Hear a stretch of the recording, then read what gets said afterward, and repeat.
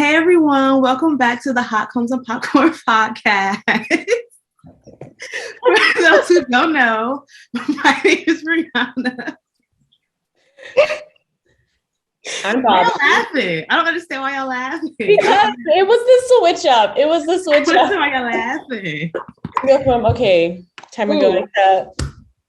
Hey, my name is Brianna. I'm Bobby. And I'm Danielle. And one of the things we like to do here on this podcast is review movie and television shows and Black cultures that we should have seen by now. And at the end, after we discuss our thoughts and feelings and opinions as millennials, we will be rating these movies on a scale from 1 to 5 hot combs. Okay, so today we are going to be reviewing the legendary Coming to America. The story was by Eddie Murphy. It was written by David Sheffield and Barry W. Blaustein, I believe. Directed by John Landis, and they're starring a plethora of people: Eddie Murphy, Arsenio Hall, Sherry Hadley, James Earl Jones, John Amos, and many, many more.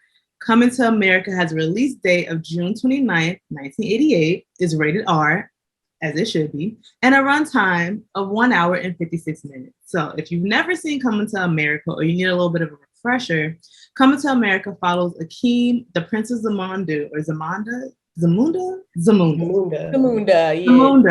and his servant Simi as they journey through Queens, New York, on a quest to find a wife fit for Akeem now that he is 21 years old. Okay, so now that we got our introductions and all the good things you have to do in the beginning of a podcast, let's get into this. So, ladies, we know what we came here to do.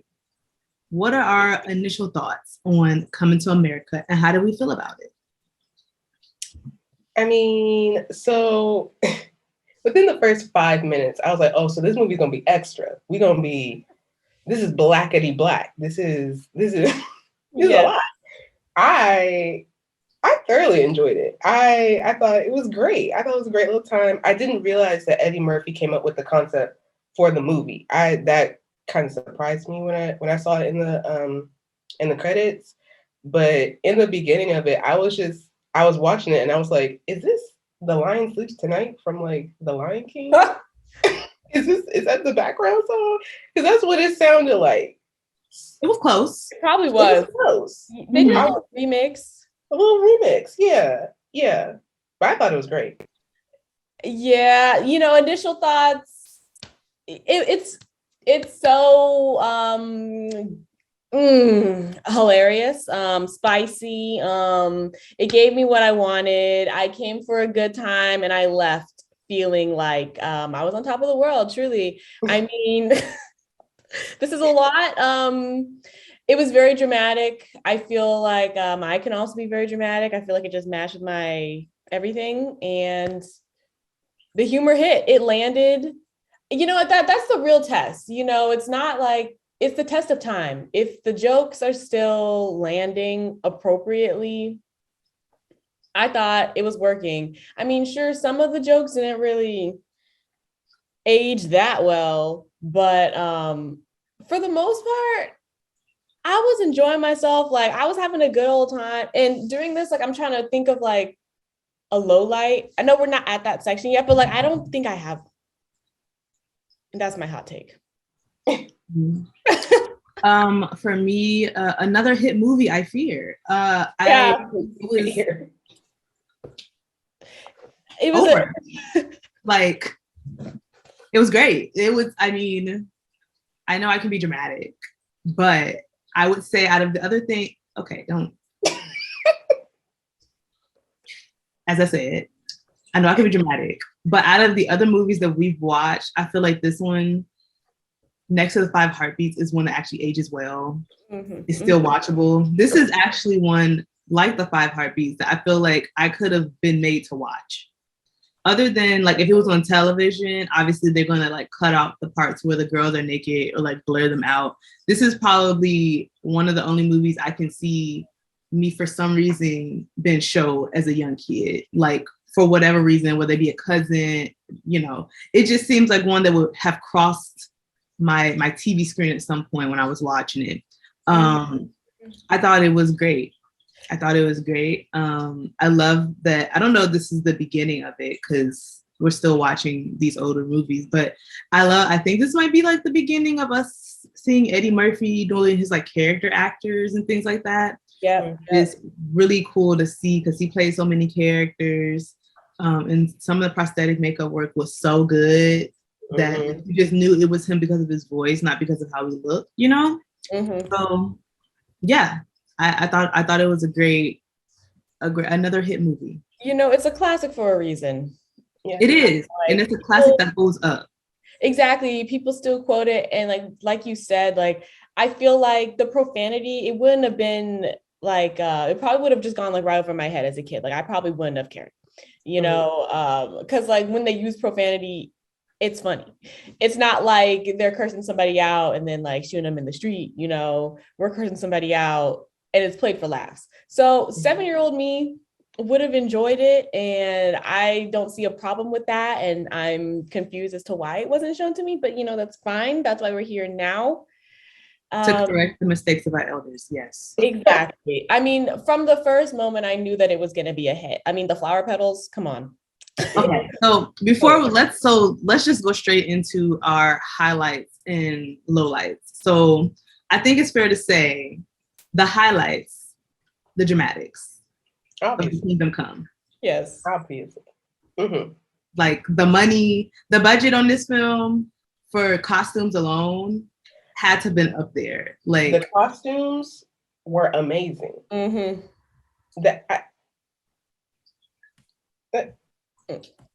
What can you say? Like really? What can you say? When they got off the airplane and he was like, I'm just trying to blend in, you know, we must be like normal Americans, but yet you're wearing like a fur coat down to the ground, your chain hanging low, it's swinging, is it platinum, is it gold? It's with gold. 16 things of luggage, like, you know, like, I mean, whoever was designing, who I'm gonna just look them up. They hit the nail on the head for me. They really did. I also found it like hilarious how he was like, the cab driver was like, where do you want to go in Queens? And he's like, oh, take me to the most common part. He's like, there's many common parts here. And I was like, sir. Right. Sir. They're all unnecessary. Also, update, costume design was by Ruth Carter. And isn't she the one that just won? Come on. Black Panther. She also did the 5 Heartbeats, which we talked about earlier. So, I mean, an icon, a legend. They be in the game. They be in the game for a long time. Legendary. Okay. Wow. Earn their stripes. Wow. I have to say, this movie, I love the more that we watch these movies, the more references I understand and get now from like other people. Like Soul Glow. I was a very big fan of Hot Styles, you know, and Yo Mama song Soul Glow is referenced in it. Never knew what it was, and now I do. The royal penis is clean, Your Highness. I was like, how long are you under that water? Like, you know, I had a suspicion there was a woman under there, but for no reason of just having a suspicion.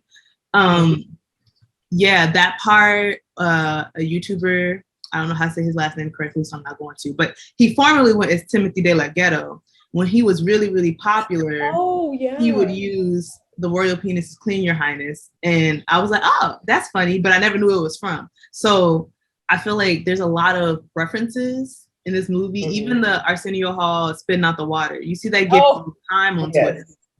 All the time. Did I know where it was from? No. Did I care? No. But now I know. Like now I get the reference. So I mean, the influence. That was one of my highlights. You can see why people love the movie so much. Yeah. No, it's funny because like my dad would always be quoting like sexual chocolate all the time. And I'm like, what is he? He'd be like, it's from Coming to America. And I'm like, I've only seen like some of it, like none of it. And when I saw it, I was cracking up. I was like, because why is this man singing, what was he singing? The Whitney Houston song, Greatest Love of All. I Believe the Children. Yes. I'm like, you singing Greatest Love of All, and your name is Sexual Chocolate. Like, sir. And horrible performance at that. A horrible performance of it. Horrible. At that. He had that one fan, though. He had one fan. Yeah, that one clap, that one person that clapped every time, and it always came from like the right side of the audience. It was always them old men. They was like, yes. Yeah. That brother can sing. It was a great time for them. They were like, that's music right there. What y'all know about that? Like, but it was only the one man. The other two were like, what are you talking about? Like, this man is trash. He's like, that boy can sing. Like, fantasy. You know what they say, there's a lid for every pot, like this man just did it for him, clearly. Yeah. So, okay. I guess. Yes, that sent me, I literally put in my notes, I said, the singing, I'm screaming. As I sat there with a straight face, but. No, why did I put screaming next to costumes? It says costumes and details, screaming. Yeah. Like, right. But I know. And so, but the other one that sent me was the apartment. When they finally opened the door and like a rat crawled across the floor, there's trash everywhere. The neighbors are throwing broken glass onto the street. And he said, wow, that's how you know that we're in the freest country, when you can just throw broken glass on the ground. Not so only did that age well, but a little too relevant. Not only is it still relevant. What really killed me in that scene was the tape outlines of the dog. That just sent me like, he was like, it's terrible what they did to that dog. That just sent me like no other, because first of all, the tape outline was horrible, and then you just see like this little ugly dog. It was right, but also comedic timing. They also didn't bother to remove it. Like the curtain over, there's still blood stains on the wall. The tape is still there. So now what? This is not our problem no more. I love that his concept of a real person was a shitty lifestyle, because he just wanted the worst of everything you could possibly have to find his woman. And I think it's really funny because rich people or more endowed people do that a lot, where they feel like their money has not allowed them to feel the realness of the world. So they go and get jobs they really don't need to get. They go start doing things and shopping places just so they can feel normal. Yeah. It was a good commentary on how disconnected the rich are from, especially the rich who are born into money. Mm-hmm. Yeah. It's so funny though, because like I literally was watching like a clip from the Kardashians, their new show, and Chris and Kylie, they were like going to get groceries, and she was putting the cart away. She's like, "I'm so proud of you, Kylie," and I'm like, "Is this? Is baby, this what we doing? Like, yes. Putting the cart away at a grocery store, and you so proud?" So like, is that considered normal for y'all? Like, it can't right? Wait, point. Like what? That's like the other show, like Horrible Bosses or whatever. Mm-hmm. No, that's the movie. That's the movie. When like the bosses or the CEO go down to like work. Undercover boss. Yeah, like they take out the trash and stuff, and like they do like stuff that normal people do every day, and they're like, "Oh wow, so brave." That's so brave. Here's $300,000. Take your family on vacation. So brave. You're such a yeah. That was Akeem with that mop and broom. Bro, the fact that he didn't take the fucking mop out of the fact that he just pushed the cart, he was like, I know how to mop. The comedic timing in this movie was just this. I actually like laughed out loud a couple of times for this movie. It was that funny, where it was just like stupid. Eddie Murphy is so good just doing stupid shit. Yeah. Like, so good. Even when like he broke the fourth wall when like during the barking scene. He looked at the camera like y'all see what I like. I was crying. And then like Arsenio he broke the fourth wall at some point too. I don't remember where it was. But I love when actors do that. Like, it's so funny to me. It was giving The Office, and like I don't know. This movie was just hilarious to me. Yes, the comedic timing and the editing as well. Because they got into the scene and they got out like as soon as necessary, like when when they're in the taxi and he looks to the side, he says, "What does dumb fuck mean?" And then just cut to the next scene. I said, "Oh, that was perfect. That was perfect." Yeah. Or how when they finally came to the dad's house and they kept editing the dog in the shot like she was a part of the audience. killing me. Like the dog's just sitting there. I don't know what's, dogs don't be know what's going on. They just be there. But the editing made it seem like they was an active participant of the conversation. It was just, it was so many moments. I think this movie also just taught me that I don't know what people look like young. Yeah. The fact that I've met Eric LaSalle in person. I've worked with this man. Oh. Not a clue. Not a clue. I was like, Daryl looked familiar, but who is he? Oh, I forgot about Daryl. Who is this man? And then I looked it up. I was like, Eric LaSalle? Now I know what Eric LaSalle. Is that the one that I know? And it was the one that I know. And I was just like, I feel like this is what happens when we get to see people at a younger age. I feel like a lot of the people that are famous in Black Hollywood, we see them now in their 40s, 50s, 60s. We don't really watch content back in the day. So the fact that that's like a reference, the Soul Glow thing is such a reference thing out of Coming to America, and his particular character is too. Mm-hmm. I was like, wow, I just don't know what people look like young. I'm just out of the loop. Right. Question. Did Prince sing the Soul Glow theme song? Was that Prince? I didn't look that up. Could have been though. I don't know. It kind of sounded like a parody of somebody singing. Like somebody who's singing a high note that shouldn't be singing a high note, but I don't want to say that if it was Prince. Right, because if it was Prince, let's not say nothing. We can't take back. Yes, I didn't say that if it was Prince, but I did say if it wasn't. Okay, and that's because it could have been Eddie Murphy singing it. That's what I thought. I have no idea. Let me look. So I will hold my commentary until we figure that out. Yeah, Christopher Max, rock artist and Soul Glow vocalist. Yeah. So bad. Okay. So there we go. There we have it. Was not Prince. So it wasn't Prince. So clearly he was singing to be funny. Yeah. That's what I thought. Like I didn't think it was a serious. Like it was. I was like, is this Prince? Like. Oh no. Like, oh, they got a budget. I also think it's really funny back in the day. Just like a observation from all the movies that we watched, how people be like 19 and 21 looking 35. Like, yeah. Don't get me wrong. I see it for the young Eddie Murphy. I see the hype, right? Like, but he don't look like a 20-year-old. That man look.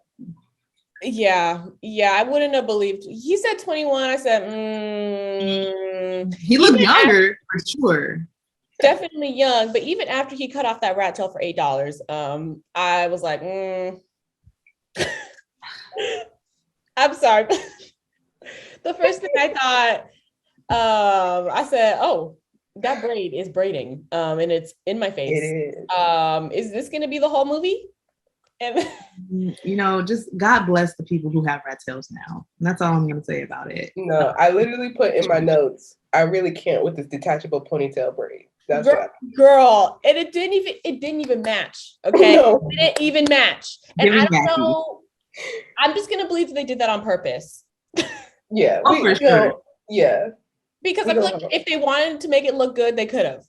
Mm-hmm. Because even in the first scene when he wakes up or gets woken up, like the music don't really go with the band, the choir band thing that was up in the balcony, like.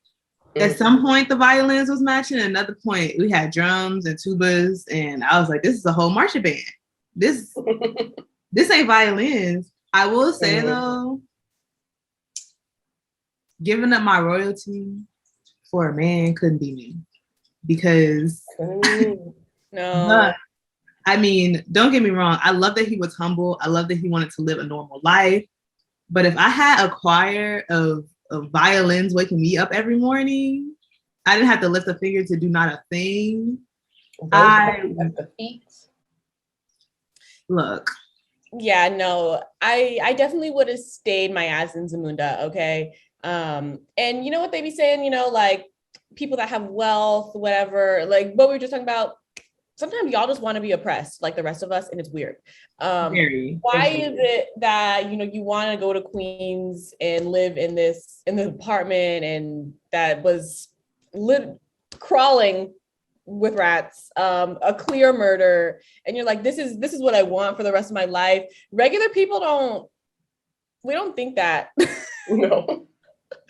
You know, we're trying to get like you. So, which is funny because the girl he ended up with was not living like that.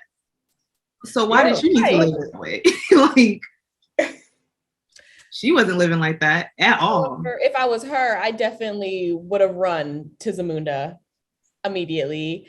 Mm-hmm. I mean, I get like, you know, like you find out that he lied and whatnot. Yeah, sure. Yeah, my feelings would have been hurt, but I'm not calling off the marriage. And at the end of the day, she made the right choice. Right. I agree. I like how that was like revealed. I really like the train scene too.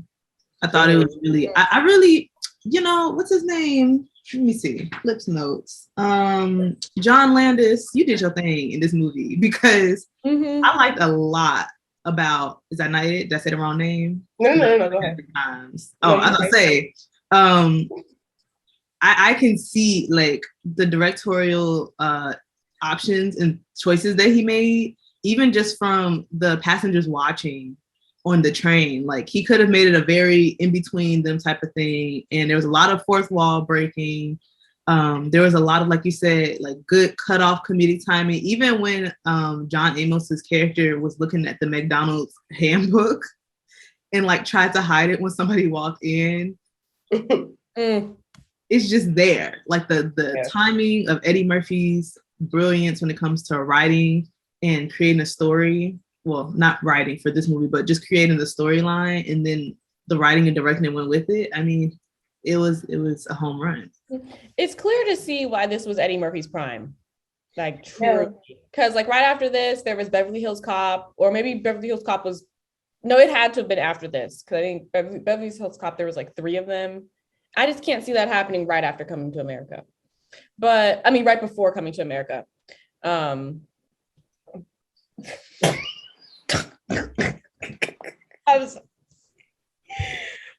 What just whatever that was. Wow. The lights went out. Oh my god. Oh, I saw a difference, but I wasn't looking at Danielle. So right, no, I just saw out of the corner of my eye like Danielle's lights just go dark, and I said, "Wait." Oh, so they're motion lights. It's motion lights. We love all. Oh, I'm dead. Right, I'm doing. This is gonna be very entertaining for the people to watch this on YouTube. Right. Already chaotic. Yes.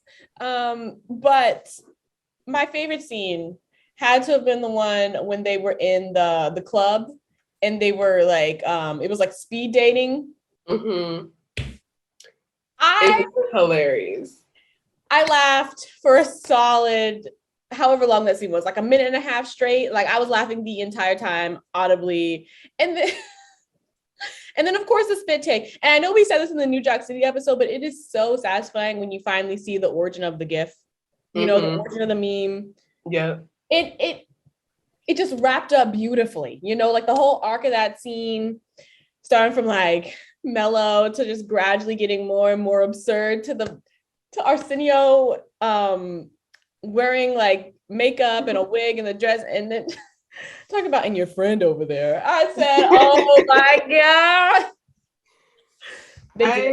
I was wondering, like, was Eddie Murphy and Arsenio Hall, like with all their different characters, was that like Tyler Perry's inspiration for him and all his characters? Because like that's kind of, I feel like that could have been something that he I don't want to say take from, but like got inspired from to do like all his like Medea and all the different characters that he does in his shows and movies. You know what? I would not be surprised. But something else that reminded me of this was that one episode of That's So Raven when she I was just going to say that. Mm-hmm. Right? And she was playing all those characters. Her grandfather character reminded me of the barbershop character. Mm-hmm. Yes. I also think it led to him doing movies like Nutty Professor and Norbit, like especially Nutty Professor. He played a lot of his family members in that movie. And I had seen Nutty Professor. And so it's like we're being able to see the prequel to that. Because when I think of That's So Raven episode, I think of Nutty Professor. But now I see like where the beginning started. I mean, I don't know if Eddie Murphy was the first person to do this or like make it popular, but I definitely feel like he probably encouraged like Martin Lawrence, Tyler Perry, like even down to all of these social media comedians that dress up with different characters. I think it's a very popular thing to happen. I have to say, every time the barbershop came up, I was having a good time. Yeah. Like, they were just well-developed characters. It was funny. The editing was funny. It made it seem like they were all in a room together.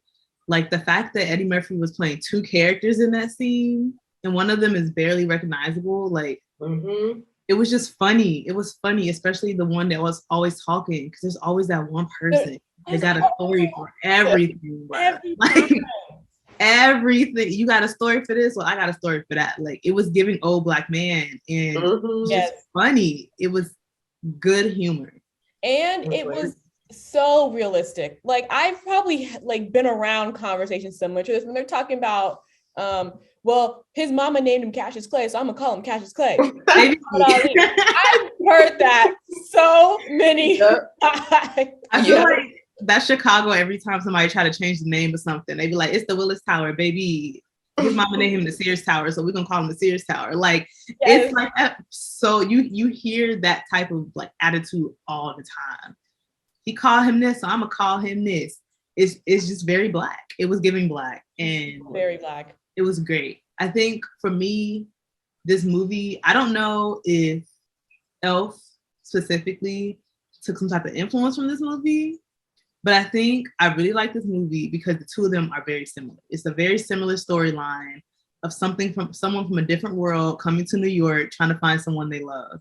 They're both outrageous characters. They're both characters that's trying to do what they think is normal in New York. And New York is just being angry all the time at him. Like that scene when Eddie Murphy was singing down the street and they just said, fuck you, bro. That was probably my favorite scene. Funny. That shit was so funny, bro. He just kept getting louder and louder, and they just started getting it was just bravo for that scene. It was You know what? I just want to say I hate those people that clap after movies. But for this movie, I would have felt the urge to give an applause.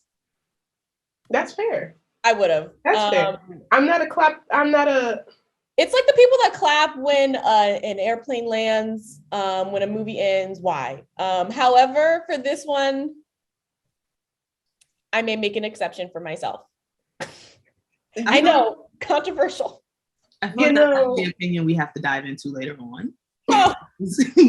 That's a very interesting.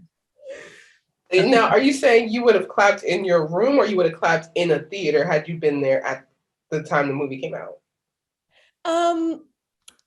It's hard to say, but in my room, right now I felt the urge to give an applause just now when we were talking. I actually put my hands together just now and I thought, oh wait, you know what? Maybe just last night I could have clapped, or maybe in the theater, maybe. Probably not. I don't know. I don't freaking know. Okay. 1988 was a different year. I wasn't here, but maybe. I'll humor the thought. Okay. So can I just ask? Oh God. So why don't you like people clapping after positive things? No, because it's extra. It's extra. It's very extra. Like, okay, I see if it was like Endgame, or Infinity War. Because Endgame, there was that Endgame. There was reasons, not clapped at the end, but in the very specific moment where people started coming out of portals, that was a clappable moment. That was when I saw Endgame, I didn't have any context because I had only seen Infinity War, Black Panther. So I didn't understand why everyone next to me was crying, But when I watched it by myself, there's like so many movies you have to watch to understand why that scene in Endgame was so powerful. Not even just Infinity War. Yeah. Well, now I know because when I watched it by myself, I was like, I understand. So I could see people clapping after that. But for like regular things like maybe something like La La Land or like Moonlight or maybe like Avatar, you could have saved it. Mm-hmm. I feel like if you're at a premiere, yeah, you go ahead, you clap whatever. If you're in a movie theater in the middle of nowhere, I almost said a place. Oh, anyway, if you're in right, Ohio, somewhere in Ohio. Right. No, I got you. Yeah. I was here with you. I got you. We know. Right. It's on your shirt. Right. You are in Kent, Ohio. Okay? Oh God. And you are in a movie theater clapping. I'm gonna need you to reevaluate yourself. Yeah. The only time I've ever been in this mysterious place of Kent, Ohio that you speak of, where people were clapping in a movie theater, was for Endgame, and it was for when they came out of the portals. I don't think it's, unless it's something that really happens that is a character coming back, like Red Tails. Was it a great movie? We're not going to talk about that, but there were scenes in Red Tails where, all the Tuskegee Airmen came back, and there was like, so I don't think I've ever been in a movie where people clap at the end. I feel like maybe Black Panther. Maybe. It's not anything that bothered me, but I don't see it a lot. Like, I'm not saying it like you should clap at the end of every movie, because that is extra. But I have seen moments where it makes sense to clap. Yes, but see, like during the movie, like, okay, sure, like Spider-Man No Way Home, Oh yes, I was literally screaming. I was like, what? Oh my God, Andrew Garfield, Tobey Maguire, oh my God. I was like when he caught MJ. Yes. Yeah. I'm sorry. That was more tears. Spoilers. I was just like, spoiler. Y'all should have seen it now. Sorry, if you haven't seen it by now, that's not our problem. I'm sorry. Stuff like that is acceptable, but like the credits are rolling, like, girl, I don't know, something about it just doesn't sit right. It just doesn't sit right. I don't know why you disrupting the piece. Same thing, people clapping when they get off an airplane. It's different. Shut up. If you were delayed maybe like 5 hours, 6 hours, you were stopped at the tarmac for like 2 hours and then you land, maybe you can cheer. No. Just a regular ass flight. We're going 5 hours from LA to New York. Why are you clapping? Why are you clapping? After turbulence. We just survived. I can't clap after turbulence. You better say a prayer, thank the Lord, and get off the plane. Okay, you say your prayer silently.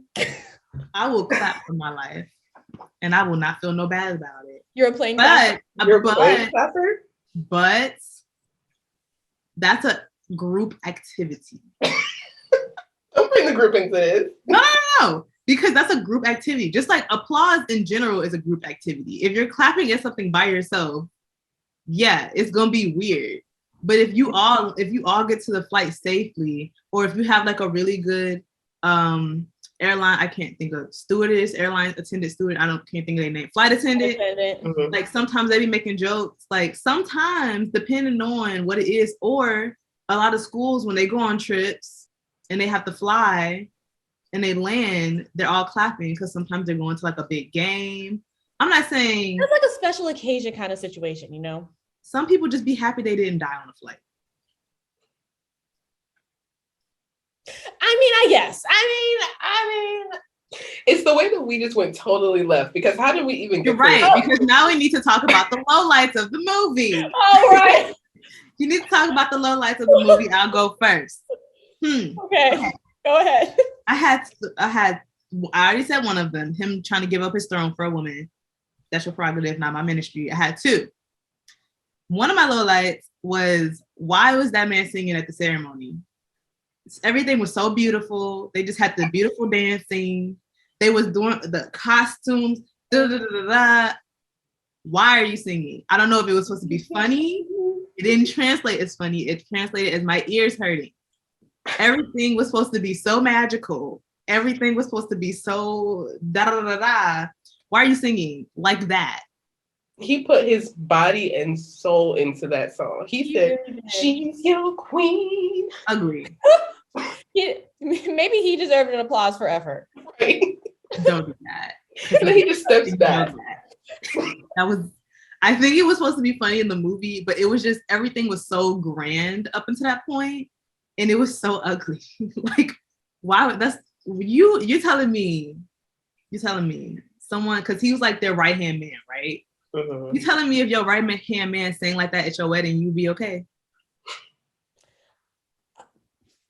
Well, I literally put in my notes, no one blinked an eye when he randomly started singing totally off key. That's what Because apparently this is the thing they do over there. It's a mundo. But like, let's find a new tradition. I hope it's not in the second movie, because I've been waiting to see this one so I can watch the second one. But hopefully we don't have that singing scene again, because that's ugly. Right. Find a new ministry, baby. Singing just isn't it. It ain't Maybe it. you could juggle. I mean, he didn't look like he wanted to do it anyway, because he just stepped up, sang, and stepped back like nothing happened. He should have exercised his rights. Use your rights to not sing. And my other low light, what? I just think it's very interesting. It's not really a low light. It was more of an observation that I think is very interesting that you see in movies back then. This whole trope of women being in full-blown relationships, but then cheating on them with the hero and it just being like a thing is very interesting to me, because she wasn't engaged to him for real, but like they was in a whole relationship and she's just out to dinner with another man. Like, it's just very interesting to me what be acceptable back then or not, because this ain't the first time I've seen that in a movie. Yeah, and what's interesting? Like, I feel like normally if that was to happen, someone would be like, "Oh man, she's just like playing both of y'all. Like, she's not worth anything. Like, all this, yeah. They be trying to throw dirt at her name, but because it's in favor of Eddie Murphy, no one cares. Like, and that's just it. Which is fine. Like, I feel like, at the end of the day, live your life, girl. Do what you got to do. But I just don't like the back and forth. I feel like if we're gonna praise her, we should praise her. And I feel like if y'all want to always be shaming women, like, don't be switching it up just because this man's involved. I agree. I thought it was weird. It's just like I said, it's just an observation. Just like how, like, in every movie you see the man get kicked out of the house. It's just an observation that it's like a thing that you see. You see women kick men out of houses. You see women being in full-blown relationships with somebody who doesn't treat them well, but instead of, her just leaving the relationship, she goes and cheats with the hero, and then everyone is like, ha ha ha, Erica Sal, you got bit by a dog and your soul glow is wet. Like, it's just, things become acceptable when it happens to do with the hero. And that's interesting to me. Did you guys have any lowlights? I know you said you didn't really have any, Bobby, but did you guys have any things that make you be like, this is an interesting choice for this movie? I did. Okay. It wasn't really like a low light about the movie, more so just about a scene that happened where Daryl asked her, whatever her name is, her dad's hand for marriage, and they both come out like, they getting married, and she's just like, this is news to me. I was like, how you might as well just marry the dad since y'all so happy together. Like, I thought I just thought that was very, and honestly, he was not that fine for Lisa, that's her name, to be wanting him like that. I'm sorry. Like, I was just like, and then him with the hair and the grease that was stuck on the couch because him and his parents stood up or whatever. I was like, this is what you want? The way his hair was dripping from that rain, dripping, atrocious. It was so much. It was atrocious. Now that's a shame. You should be ashamed.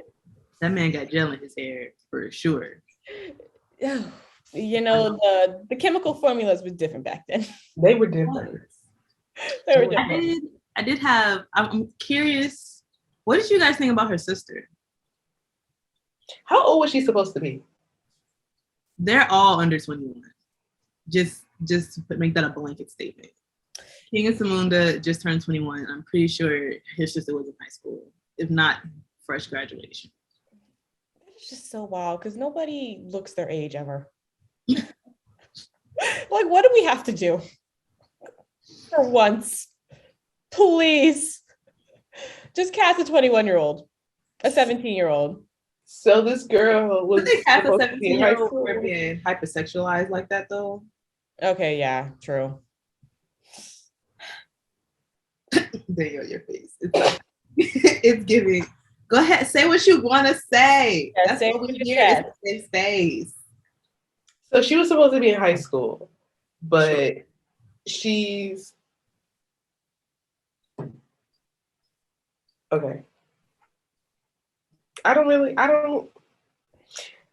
Okay, so the way that they dressed her was not giving me high school. I didn't think she was in high school based on the way that her costumes were.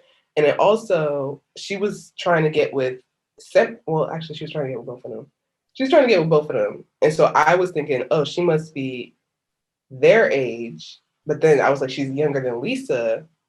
I was very confused. She looked young. So I was like, oh, I don't even know what age I thought I don't know. I was confused and I'm still confused. So yeah, they probably could have done without that. Yeah. It's not crucial to the plot, you know? Her character wasn't crucial at all. Like, honestly, if she wasn't in the movie, I don't think it would have been any big to do.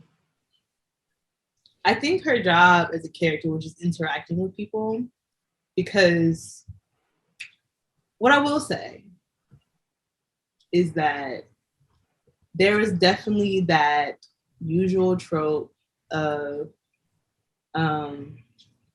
the lighter complexion woman being the goal, and then her sister being the darker complexion is the one that wants to have sex with everyone. Yeah. Mm-hmm. And not only was she wanting to have sex with everyone, now she's trying to have sex with your ex-fiance and trying to get you. Mm-hmm. And it was a little bit of a stand-up energy, like I didn't necessarily hate her character. I didn't feel really too many different ways about her character. I just noticed that was a thing that was happening, that her character had that MO of being like, girl, let's just do whatever, and da, da, da, da, da, and then like she was trying to get with Akeem, and then I guess she got with Simi, and then she was upset that Simi wasn't the prince, and then she didn't care, and then Daryl came through her window, and it was just like there was a lot. We'll touch grass. Like, and to be honest, I was very confused of who she was in the beginning, because it made it sound like when they were at the little rally thing, it made it sound like that she was the daughter that they were talking about, because that's who John Amos was talking to. And then the other person came on stage, and I was like, well, who is she? Because I know it wasn't intentional, but I didn't know who she was to John Amos. I wasn't sure if that was another daughter or if that was like a little thing he had on the side from that scene. Just the way he was like holding her waist, and people were they were different in affection back then when it comes to family relationships. They're a little bit more, people are more conscious about how they interact with their family now. But in the scene, I was just like, so if that's not the daughter, then who is she? Because he is hugged up on her. But I now understand that was just his other daughter, and she's just a big daddy's girl. But I was just like, I agree. I think if she wasn't in it, it wouldn't have changed the plot at all. Mm-hmm. Yeah, that is very cringeworthy, I'd say, especially considering she's dark skinned. And I think in the beginning, very, very briefly, I don't really think this was like a plot point or anything, but like when they were introducing the barks like a dog girl. I don't think she had a name. Did she? She had one, but I know what scene you're talking about. You're talking about the scene with the bigger woman. Yeah, like in the very, very beginning, like when they were like, okay, this is your queen, and during the dance number, there was like a bigger, darker skinned woman that came through, and Akeem, he had like a very visible, like, oh, like yikes reaction, and as if, oh, is this supposed to be my wife? But she's the person like introducing the wife. And so I'm like, okay, that was definitely a conscious choice that the entire crew made, everybody made, and that's something that definitely doesn't age well and is slightly upsetting, honestly. Yeah, and I guess we can see like similar tones with the sister. Yeah, I definitely I think that was maybe one of the only jokes that didn't really age too well. Yeah, I don't think it aged well. I think back then it's always hard with situations like that because they clearly had to cast somebody for the part. You know, it's always like the conversation like we're Straight Outta Compton. When they were casting the women background and like there were different tiers based on like skin color and everything like that. What? I didn't know that. Yeah, you should look that up when we're done recording. But that's like one of those caveats, I guess you could say, of the film industry where you have to be very specific for what you're looking for. And you know that they had to be very specific in the writing. They probably wrote something about her being big and not as pretty and stuff like that. And, you know, they have to cast somebody for that. And someone has to accept that role and play it, you know? So it's just it's like one of those things where it goes through chains of command. And I think out of everything in the movie, that's the only thing that really didn't age well, but I think it's because we have more of an understanding of people being the butt of the joke. I just think that was normal. I don't know, and look up how the actress felt about being that part, but I feel like even to have a role in Come to America, that probably wasn't something she was too concerned about. Right. Or that was normal to her that she didn't see as an issue. But I would hope that, you know, they understand what that looks like now in 2020 and how that constant being the butt of the joke as the unpretty, unfit woman, how that has effect on bigger women and how it just kind of plays into the whole system. But yeah, I think I agree. That was a pretty trash moment. Did you have any moments, Danielle? Besides the Daryl thing, no. All right. You got any more moments, Bobby? Question. Wait, are you talking about like low lights or just moments in general? Low lights. Oh, okay. No, besides like, yeah, I guess I could throw colorism in there because I mean, yeah. Besides that, it all landed, I must say. Like I was having a really good time. I was enjoying myself. Beautiful. That means that we can get to, you know, what we all came here for. Meat and potatoes. The meat and potatoes, okay? What are we all giving? How many hot combs are y'all getting Coming to America? Oh, okay. I'll go. I'm giving it 5. I thought it was great. I thought it was a fantastic movie. I liked how Eddie Murphy pulls stuff from like his previous movies, like Mortimer and Randolph. Those two, like the homeless guys that were on the ground, they were from Trading Places, and it kind of like bounced off of that movie, whatever. I thought that was cool. The costumes were great. The music was good. It was interesting to me that like this was like the director John Landis that you were talking about before. This was kind of like one of his comeback movies after the whole Twilight Zone movie situation. Oh yeah. Eddie Murphy wanted him to like have a comeback. So this movie and another movie were like his comeback movies. So yeah, I fairly enjoyed the movie. I thought it was great. Yeah. Well, I would like to say I'm very happy that I am now getting my first 5 out of 5 hot comb, and it's going to Coming to America. Okay, it deserves it. Okay, let the sirens play. I thoroughly enjoyed this movie. This is like my brand of humor. Well, one of them.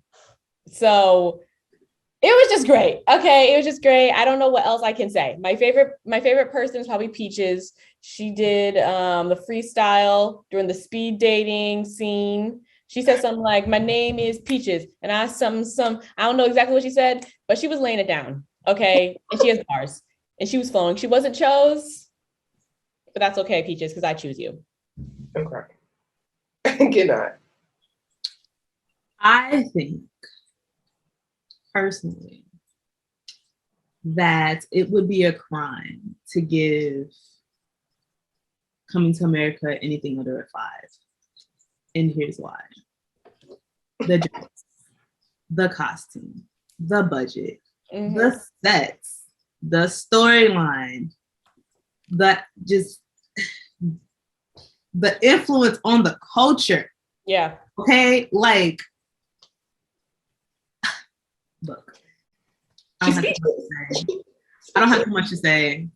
Even with my lowlights, I mean, I've seen so much problematic things in the past movies that I want to be very clear that it is not okay to put, darker, bigger, black skinned women as jokes, and it's never okay to hypersexualize women, black women, and darker skinned women. But I have to say that the overall movie is a 5. It has its issues, it has its problems. The music, come on, like it was so, even down to the fact that his kingdom was a painting and somehow they edited that with people walking around on the ground in the 1980s. Come on. Period. What is y'all doing? Being revolutionary? I mean, it was just that good of a movie. It was that good of a movie. I feel the same way about The 5 Heartbeats, which I also famously gave a 6 out of 5. I feel the same way about that movie that I do. It's rewatchable. I can probably guarantee the second is not going to be better than the first. I'm sure the second one is really funny, but it's not going to be able to top the original. Even down to showing how rich he was, even down to the intercoms on the table, on that dining room table. Yes. Like, come on. There was so many details. It was chef's kiss. It was also, Paula Abdul was the choreographer for this movie. And they was killing that shit. And they killed it. Killed it. Yep. I think you summed it up very nicely, Bree. Couldn't have said it better myself, really. It was a great movie. I loved it. Shout out to the Zamunda? Is that what it's called? Yes. Zamundian Film Commission that they credited at the end of the credits. I thought that was hilarious. That took me out. I was like, what?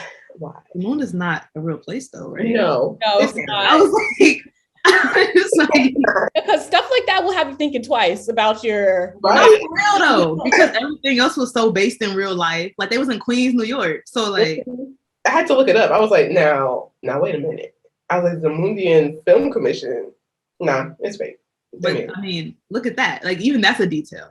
Right. There's so much about this movie that is hilarious. And I love how they had the scene with the old Jewish man, had that last little joke in. Like even that, it was giving me like Marvel's trailer after the credits. We get one more little zinger. Like I would have loved to see this movie in the theater. Right. Sure. I also think there's a Netflix episode about this movie, about how they made it.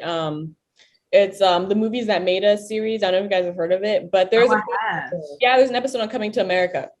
So this would be good to watch it now that we've seen it. Right. It was great. Old girl looked like a snowball hostess cake in that wedding dress. That's all I have to say. That's all I have to say. Again, I've been Brianna. Yeah, that's been another episode of Hot Combs and Popcorn. Thank you all for listening. Again, I've been Brianna. I've been Bobby. Danielle. And if you haven't already done so, please follow and subscribe to us on both YouTube and Apple Podcasts. Throw us a like, share this episode, leave in the comments below have you seen Coming to America? Did you get to see it when it first came out? And what are your thoughts on it then and now? And let us know if there's any movie or television show that you guys would like to see us review. Please hit us up in our DMs at Hot Combs and Popcorn on IG. You can also do it on other platforms, but IG or the comments below will really stick it to us. So as you guys know, those street lights are about to come on, so we gotta go. Okay, we'll see you guys next time, same place. Bye, everyone. Bye.